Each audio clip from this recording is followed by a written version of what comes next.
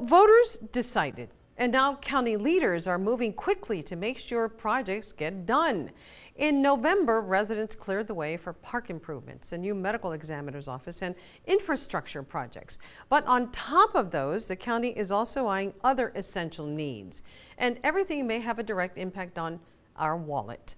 Our KTSM 9 News reporter Diana Castillo explains. Walking trails, more lighting, upgraded amenities.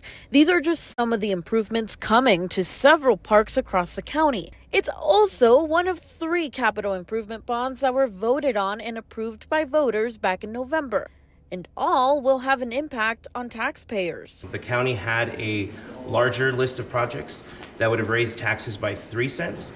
Because of the amount that was authorized, it is only going to raise taxes by half that amount, about 1.5 cents. The other capital improvement bonds approved by voters include a new animal shelter and a new office of the medical examiner. All of these are still in the early stages. On Monday, county commissioners approved the next few steps in these multi-million-dollar projects. Today's agenda started to structure some of those budgets, which allow our Public Works Department to actually begin implementing those projects, including doing some early design work and then possible construction activities on some of the more simple park projects that we have in that list of projects. Aside from these big projects, county officials say there are infrastructure issues that need to be addressed, including enhancing flood control, improving roadways, expanding access to clean drinking water and sewer services, and adding industrial air conditioning units at the Family Youth Services Center. However, to fund these projects, the county is looking into $54 million of certificates of obligation. Unlike the capital improvement bonds, these bonds do not require voter approval and are tax neutral. It's called debt layering.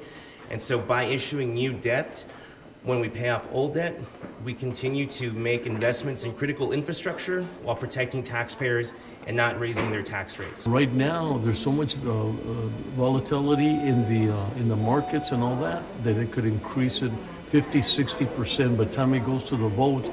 By the time it goes out, something that you're asking for 20 million, it could be 40 million by the time we actually get to the voter. And so we avoid that situation as one of the primary things to try to do it quicker. Diana Castillo, KTSM 9 News.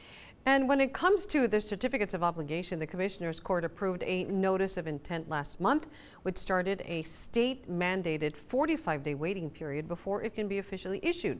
In the meantime, the county is hosting a series of public meetings to discuss what these projects will entail. The second meeting will take place on Tuesday, with a few more taking place next month.